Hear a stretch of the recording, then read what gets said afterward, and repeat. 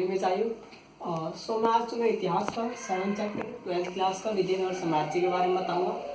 ठीक है, तो हम देखते हैं कि विजयनगर साम्राज्य का अर्थ क्या होता है, विजयनगर साम्राज्य की खोज किसने की। ठीक है, तो देखेंगे हम विजयनगर का अर्थ। पहले अर्थ देख लेते हैं। तो विजय का अर्थ होता है जीतना या फिर जीता हुआ। तो देखो अर्थ क्या होगा इसका, जीता हुआ। जो नगर का मतलब क्या होता है, शहर। तो हम कह सकते हैं जीता हुआ शहर।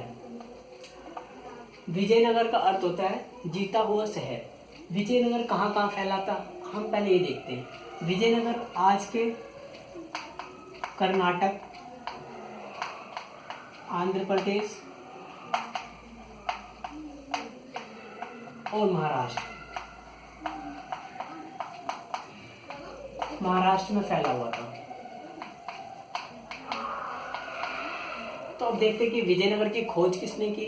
ठीक है, तो विजयनगर की खोज 1800 में कोलिन मैकेंजी ने की। क्या नाम बोल रहा हूँ, कोलिन मैकेंजी।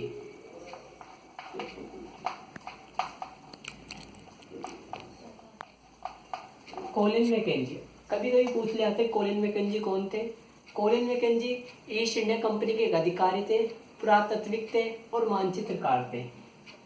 कोलिन मैकेंजी का जन्म कब हुआ था, इनका जन्म हुआ था 1754 में और 1800 में उन्होंने विजयनगर साम्राज्य की खोज की। और 1815 डेट याद रखना, ये पूछ लिया था क्वेश्चन कभी कभी। ठीक है, 1 मार्क्स में 2 मार्क्स में पूछ लिया था। 1815 में इन्हें भारत का गवर्नर जनरल बनाया गया।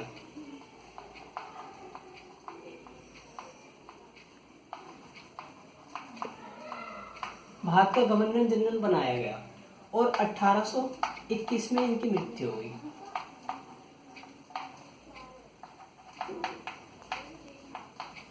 तो यहाँ तक मुझे लगा आप सबको समझ में आ गया होगा। तो अब देखते हैं, जो विजयनगर जो साम्राज्य के पास वाले जो क्षेत्र थे उन्हें कहा गया सुल्तान।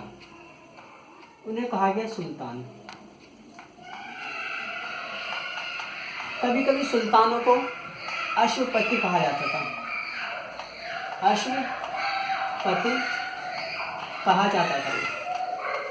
अश्वपति माने होता है घोड़ों का स्वामी। जो अश्व मतलब तो घोड़ा और पति माने या घोड़ों का स्वामी। ऐसी जो उड़ीसा वाले क्षेत्र थे उसके साइड में जो होता है दक्षिण भारत में उड़ीसा वाले राजा को कहा गया गजपति। क्या कहा गया, गजपति। ध्यान से सुनना, गजपति यानी हाथियों का स्वामी। गज का मतलब होता है हाथी और पति का मतलब स्वामी, तो हाथियों का स्वामी। और जैसे हमने बोला कि विजयनगर वाले राजा को कहा गया नरपति यानी लोगों का स्वामी। ठीक है, अब देखते हैं कि विजयनगर की स्थापना किसने की थी। तो विजयनगर की स्थापना 1336 में हरिहर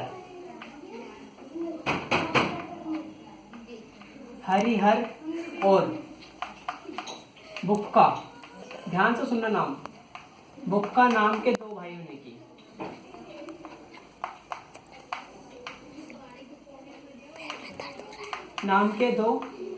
ने की।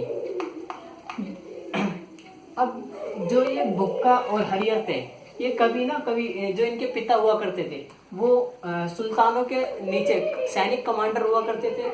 इन्होंने जब खोज की विजयनगर साम्राज्य की तो इन्होंने अपने पिता के नाम पर ही वंश को चलाया। इनके पिता का नाम था संगम। क्या नाम था, संगम। तो जो पहले विजयनगर के राजा थे वो संगम वंश के हुए। ठीक है, कौन कौन हुए थे, हरिहर और बुक्का, ये 2 भाई थे। इन्होंने 1336 में विजयनगर की खोज की और पहला जो वंश थे वो संगम थे। और संगम कौन थे, हरिहर और बुक्का नाम के पिता थे और ये सैनिक कमांडर हुआ करते थे कभी सुल्तानों की। जो विजयनगर साम्राज्य थे ऐसा माना था इसमें 4 वंश ने राज करा। जैसे मैंने बता दिया संगम, वैसे आया संगम के बाद था सुलुभ या सालुब कह लो, सुलुभ, तुलुभ और अराविंदो।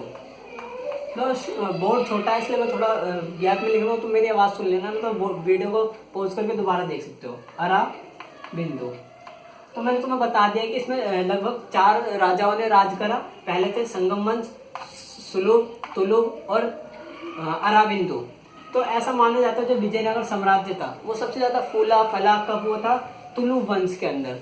तुलुभ वंश के अंदर एक राजा हुआ करते थे जिनका नाम है कृष्ण देव राय। कृष्ण देव राय। इन्होंने विजयनगर साम्राज्य को तेज गति से बढ़ाया और सबसे ज्यादा विकास करा।